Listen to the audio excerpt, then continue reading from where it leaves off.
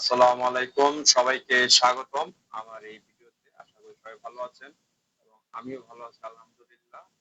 আপনারা জানেন যে ইন্ডিয়া ভার্সেস ইংল্যান্ডের মধ্যকার 5 ম্যাচের টেস্ট সিরিজ চলছে দীর্ঘ 2 মাস ধরে এবং প্রথম 4 ম্যাচ ইতিমধ্যে হয়ে গেছে। প্রথম টেস্টটি জিতেছিল ইংল্যান্ড, দ্বিতীয় টেস্টটি জিতেছিল ইন্ডিয়া, তৃতীয় টেস্টটি জিতে ইংল্যান্ড 2-1 এগিয়ে ছিল এবং চতুর্থ টেস্টে তাদের সুযোগ ছিল ম্যাচটি জয়লাভ করার, কিন্তু ইন্ডিয়া দ্বিতীয় ইনিংসে বা ম্যাচের তৃতীয় ইনিংসে ব্যাটিং করে দুর্দান্ত পঞ্চম দিনের ব্যাটিং করে ম্যাচটি ড্র করতে সমর্থ হয় এবং 2-1 এখন পর্যন্ত এগিয়ে আছে England.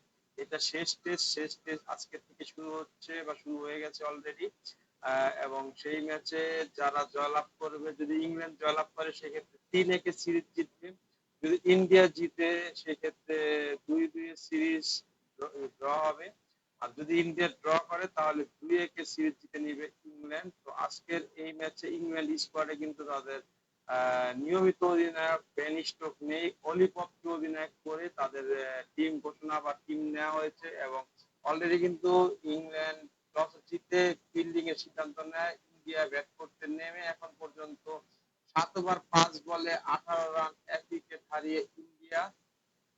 Current run rate 2.29, minimum over হবে 82.1 ওভার হবে এবং স্কোর কার্ড যদি আমরা দেখি সেক্ষেত্রে দেখবো জয়সওয়াল 9 বল থেকে 2 রান করেছেন, LB Atkinson, KL Rahul not out আছেন 22 বল থেকে 9 রান করে, সাই সুদর্শন 18 বল থেকে 5 রান করে একটি 4-এর মার, একসাথে এসেছে 2 run, leg bye 1, no ball 1, মোট 8 ওভার শেষ, 2.2 5, 18 রান 1 উইকেট। তাদের ব্যাটিং করবেন এখনো কেকে, শুভমান গিল ক্যাপ্টেন, ওয়াশিংটন সুন্দর, রবীন্দ্র জাদেজা, ধ্রুব জুরেল, উইকেট কিপার করেন নায়ার, আকাশদীপ, প্রদেশ কৃষ্ণ, মোহাম্মদ সিরাজ। আর বোলিং এখন পর্যন্ত ক্রিস ওকস 4 ওভার বল করেছেন 14 রান দিয়ে, কোনো উইকেটের দেখা পাননি। গ্যাস ডিকসন 4 ওভার বল করেছেন 1 মেডেন 3 রান 1 উইকেট। ইংল্যান্ডের playing 11 Zak Crawley, Ben Duckett, Ollie Pope captain, Joe Root, Harry Brook, Jacob Bethell, Jamie Smith, wicket keeper Chris Woakes, Gus Atkinson, Jamie Overton, Josh Tongue. এই হচ্ছে ইংল্যান্ডের 11 জন। তো যাই হোক, ইংল্যান্ডের 11 জন এবং ইন্ডিয়ার 11 জন এখন বর্তমান রানটা আপনাদের জানানোর চেষ্টা করলাম।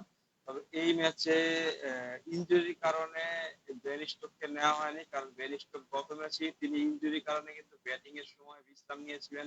বোলিং এ 5 উইকেট এবং ব্যাটিং এ 144-এর মতো রান করেছেন। বিশ্রাম থেকে ফিরে তিনি আবার সেঞ্চুরি করেছেন। যদিও ম্যাচটা তারা জিততে পারেনি, জিতলে সিরিজটা জিতে যেত।